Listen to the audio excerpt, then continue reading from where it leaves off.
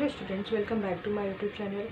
सो ये class 11 chapter 1 that is some basic concept of chemistry. This is the fourth part. So इसमें हम पढ़ने वाले that is law of chemical combination. So यहाँ पे law of chemical combination, यहाँ पे केमिकल कॉम्बिनेशन क्या होता है। यस, सो यहाँ पे जो केमिकल्स कैसे फॉर्म होता है, यहाँ पे एलिमेंट जब कंबाइन होते हैं, एलिमेंट जैसे फॉर एग्जांपल यहाँ पे Na है प्लस Cl है, ये सब क्या है, एक एलिमेंट है। सोडियम एक एलिमेंट है, क्लोरीन एक एलिमेंट है। यस, तो ये एलिमेंट जब मिलता है तो क्या फॉर्म होता है, एक केमिकल फॉर्म होता है दैट इज़ NaCl। यस, वैसे ही HCl, हाइड्रोजन प्लस क्लोरीन, दो एलिमेंट कंबाइन होकर क्या फॉर्म होते हैं, HCl, एक केमिकल बनाता है। यस, तो ये सारे क्या है, केमिकल कॉम्बिनेशन, इसे हम बोलते हैं केमिकल कॉम्बिनेशन। यस, तो यहाँ पे पहला लॉ देखेंगे हम that is law of conservation of mass. Law of conservation of mass. Yes, so conservation means what, fix, मतलब क्या, फिक्स रहता है। Conservation means fix. सो यहाँ पर किसने दिया था ये law of conservation of mass, Antoine Lavoisier in 1743 to 1794 के बीच में इन्होंने ये लॉ दिया था। ये एक फ्रेंच साइंटिस्ट हैं, is often referred as a father of modern chemistry, और इन्हें फादर ऑफ मॉडर्न केमिस्ट्री भी कहा जाता है। सो इस लॉ में उन्होंने क्या बताया, that is total mass of the reactant is equal to total mass of the product. मतलब कोई भी एक रिएक्शन है तो जितना मास रिएक्टेंट में प्रेजेंट होगा उतना ही मास वो जब प्रोडक्ट बनेगा उसमें भी रहेगा। मतलब ऐसा नहीं रहेगा कि यहाँ पे 20 है तो यहाँ पर 30 आ जाए, ऐसा नहीं रहेगा, दोनों तरफ 20-20 ही होगा। यस, सो यहाँ पे उन्होंने स्टेटमेंट क्या दिया, that is law of conservation of mass state that mass can neither be created nor be destroyed. Mass को हम ना तो क्रिएट कर सकते ना तो डिस्ट्रॉय कर सकते हैं। यस, तो इसे हम समझते हैं, for example when hydrogen gas burn and combine with oxygen to yield water. जब हाइड्रोजन ऑक्सीजन के साथ कंबाइन होता है तो क्या फॉर्म होता है, वाटर, दैट इज H2O। तो ये क्या है, हमारा रिएक्टेंट है, ये क्या है, प्रोडक्ट है। तो अब हम इसे एग्जाम्पल से देखेंगे कि हमें रिएक्टेंट में कितना मिल रहा है और प्रोडक्ट में कितना मिल रहा है। See here, that is hydrogen react with oxygen form H2O। सबसे पहले हम क्या करेंगे, इसे बैलेंस कर लेते हैं। यस, तो यहाँ पे हाइड्रोजन एक है, यहाँ पे दो है, तो यहाँ पे क्या आ जाएगा, 2। यस, दो हाइड्रोजन हो गए, ऑक्सीजन इज बैलेंस। अब ये रिएक्शन बैलेंस है इक्वेशन। अभी यहाँ पर देखिए, यहाँ पर 2 है, हाइड्रोजन का एटॉमिक मास क्या होता है, दैट इज 1। यहाँ पे एक ही आइटम है हाइड्रोजन का। यस, तो यहाँ पे इंटू 1 हो जाएगा। देन प्लस ऑक्सीजन का एटॉमिक मास क्या होता है, दैट इज 16। यस, 16 ग्राम। और यहाँ पे 2 इंटू 1 क्या हो जाएगा, 2।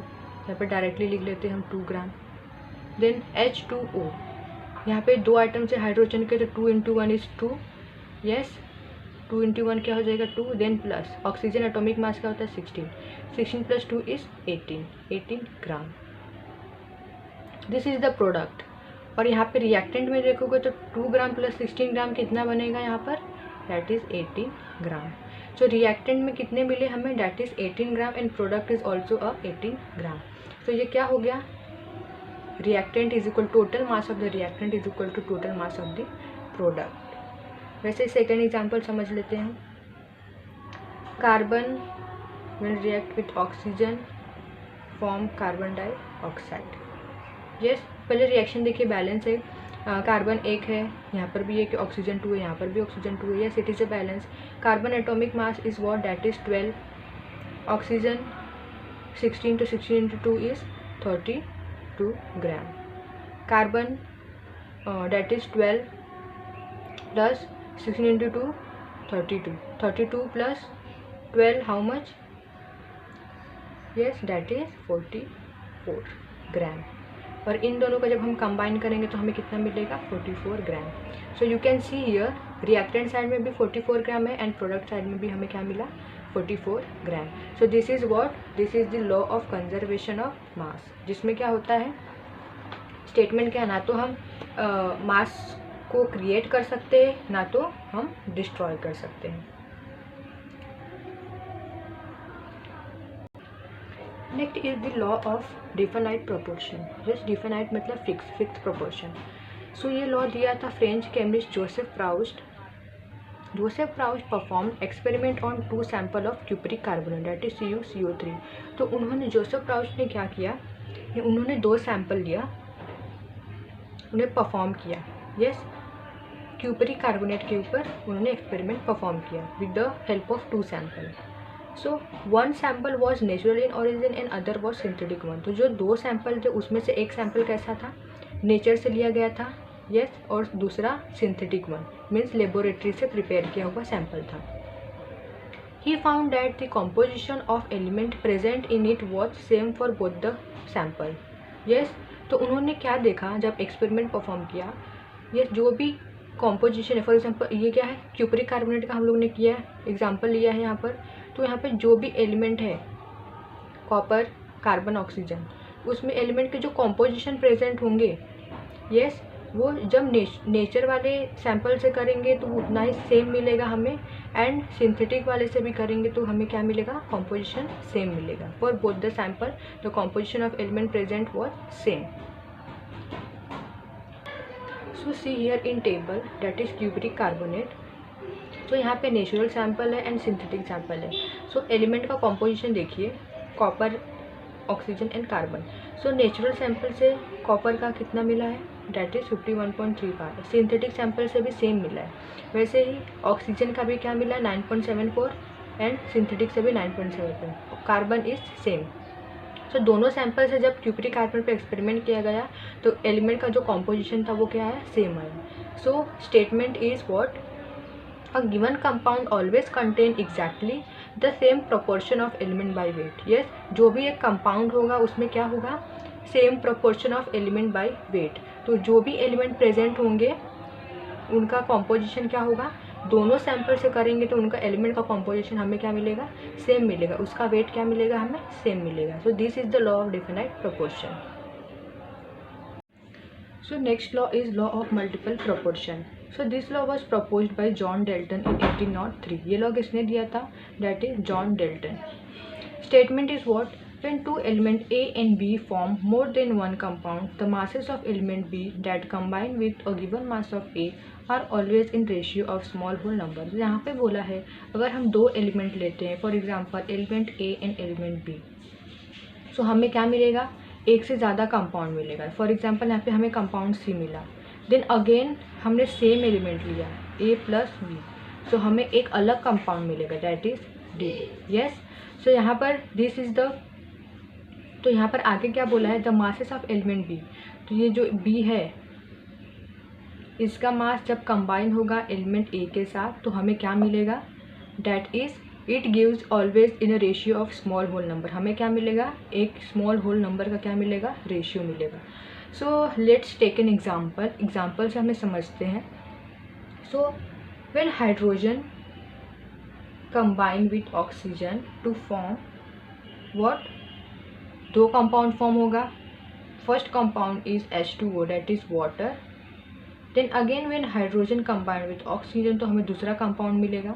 एलिमेंट सेम है बट हमें सिर्फ कंपाउंड अलग अलग मिलेंगे, that is H2O2 that is hydrogen peroxide. Yes, so here hydrogen, पहले रिएक्शन को बैलेंस कर लेते हैं, देन हमें जो भी मासेस मिलेंगे B और A को कंबाइन करके हम रेशियो स्मॉल होल नंबर निकाल लेंगे. तो यहाँ पे एक हाइड्रोजन है, यहाँ पे 2 है, तो यहाँ पे 2 कर देते हैं. अब ये बैलेंस हो गया पूरा रिएक्शन, ऑक्सीजन भी 1 ऑक्सीजन भी 1 है यहाँ पर. तो यहाँ पर हाइड्रोजन का इधर कितना आइटम है, 2 आइटम ऑफ हाइड्रोजन, और हाइड्रोजन का एटॉमिक मास होता है 1, तो 2 into 1 is how much, that is 2 ग्राम. तो यहाँ पर हाइड्रोजन का मास कितना, that is 2 gram, and oxygen that is 16 ग्राम. तो एक ही आइटम है ऑक्सीजन का, तो 1 into atomic mass of oxygen 16, तो हमें 16 ही मिलेगा, दैट इन H2O. तो 2 प्लस 16 तो कितना मिलेगा यहाँ पर, 18 ग्राम.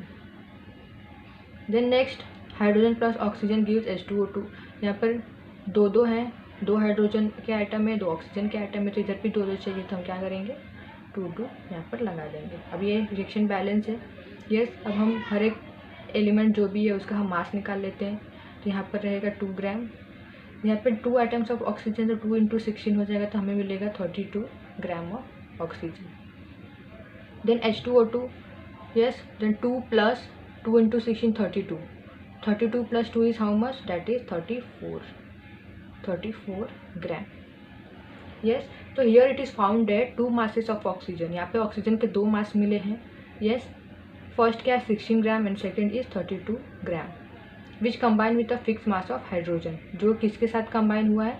हाइड्रोजन का एक फिक्स मास है, उसके साथ कंबाइन होके मिला है. सो यहाँ पे क्या मिलेगा? Ratio of small whole number. Yes, यहाँ पे the 2 masses of oxygen that is 16, 32 which combine with a fixed mass of hydrogen that is 2 gram are in ratio of small whole number. तो यहाँ पे क्या मिलेगा हमें? 16, 32. तो यहाँ पर हम ऐसे लिख सकते हैं 16:32 और यस कैंसिल करेंगे तो 16 1 जा 2 जा, तो यहाँ पर मिलेगा 1:2. That is ratio of small whole number. Then next example लेते हैं हम नाइट्रोजन एंड ऑक्सीजन का. When nitrogen combine with oxygen to form nitric oxide that is NO. Again, when nitrogen combine with oxygen, it forms second compound that is nitrogen dioxide, that is NO2. Yes, so you can see here the reaction first is balance, second is, see here 1 atom of nitrogen, here 1 atom of nitrogen, here 1 atom of oxygen and here 2 atom. So यहाँ पर हम कर देंगे 2. अब हर एक element का मास निकाल लेते हैं. तो नाइट्रोजन का यहाँ पर एटॉमिक मास क्या होता है? तो 14 ग्राम. एक ही आइटम है तो 1 into 14 is what? That is 14 only. Oxygen 16 gram. Here 14 plus 16 how much? That is 30 gram. Yes. Then second reaction 3 nitrogen 14 gram. Then 2 into 16 is 32. Then here 14 plus 32 is how much? That is 46 gram. Yes, you can see here 2 masses of oxygen that is 16 gram and 32 gram when combined with the fixed mass of nitrogen that is 14 gram are in ratio of small whole number. तो यहाँ पर क्या मिलेगा हमें? that is 16:32 or we can write is 1:2. So this is what? That is law of multiple proportion. So the next law is that is Gay-Lussac law of gaseous volume. यहाँ पर कौन सा है? यहाँ पर डैट इज गैसेस वॉल्यूम. यहाँ पर हम कौन सी बात करने वाले? मास कंसिडर नहीं करने वाले, यहाँ पर वॉल्यूम की बात होने वाली है, गैसेस वॉल्यूम. तो ये लॉ किसने दिया था? That is it is given by the scientist that is Gay Lussac in 1808. सो उन्होंने इस लॉ में क्या स्टेट किया था हम देखते हैं. तो see here when gases combine और are produce in a chemical reaction, जब 2 गैसेस कंबाइन होंगी या किसी भी केमिकल रिएक्शन में प्रोड्यूस होंगी तो क्या होगा वहाँ पर? They do so in a simple ratio by volume. तो उन वॉल्यूम का हमें क्या मिलेगा? एक सिंपल रेशियो मिलेगा. Provided all gases are at same temperature and pressure, जिसका क्या होगा? जो भी गैसेस होंगे, 2 गैसेस को कंबाइन करेंगे हम तो उनका जो भी टेम्परेचर और प्रेशर क्या रहेगा? सेम रहेगा. यस, तो हम समझते हैं. देखिए यहाँ पर hydrogen when combine with oxygen it produce water, वो वाटर फॉर्म करता है. यस, तो यहाँ पर लिया गया that is 100 ml of hydrogen gas when combine with 50 ml of oxygen gas it form 100 ml of water.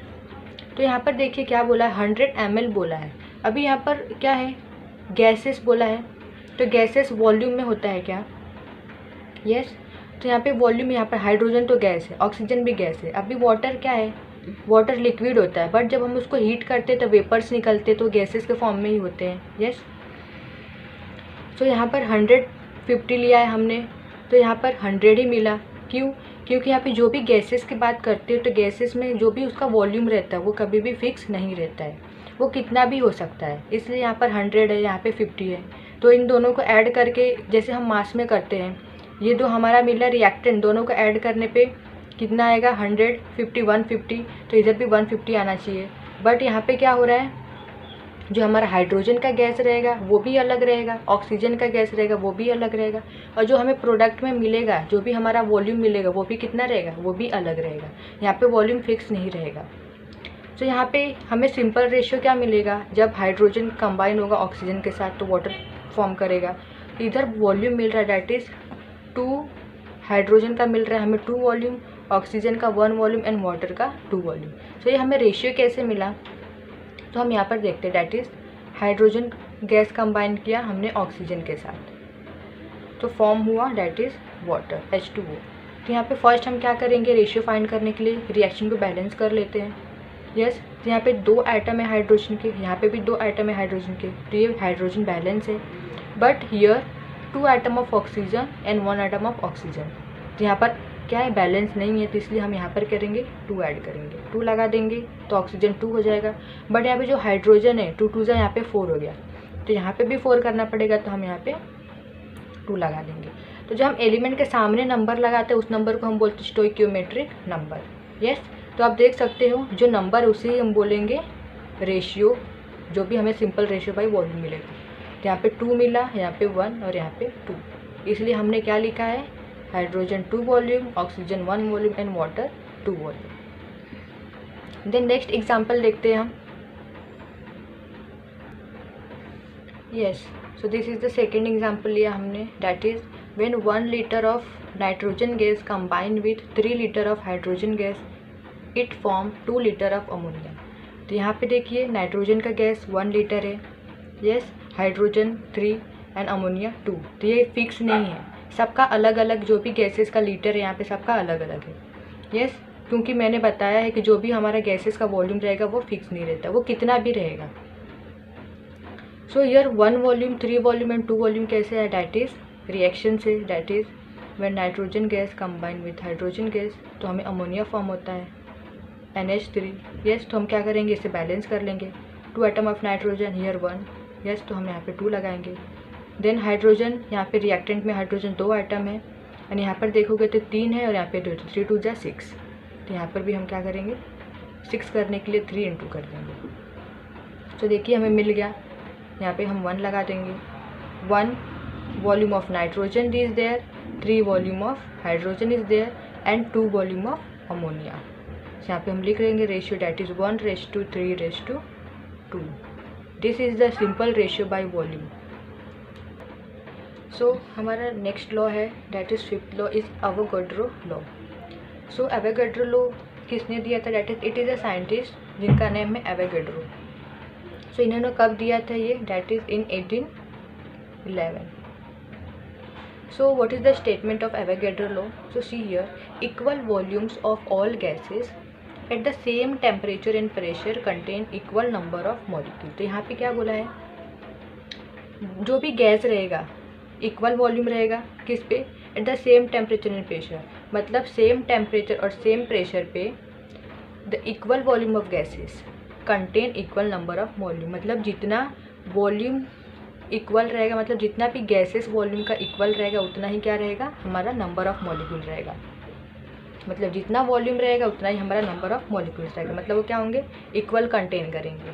Yes, तो यहाँ पर देखिए ये क्या था, हमने गेल-लुसाक लॉ में पढ़ा था, hydrogen combine with oxygen form water. तो यहाँ पे 100 ml है, देन 50 ml, तो यहाँ पे 100 ml फॉर्म हुआ, तो हमने यहाँ पे वॉल्यूम में देखा था, that is gases volume, that is 2 volume, then oxygen का 1 वॉल्यूम एंड वाटर का 2 वॉल्यूम।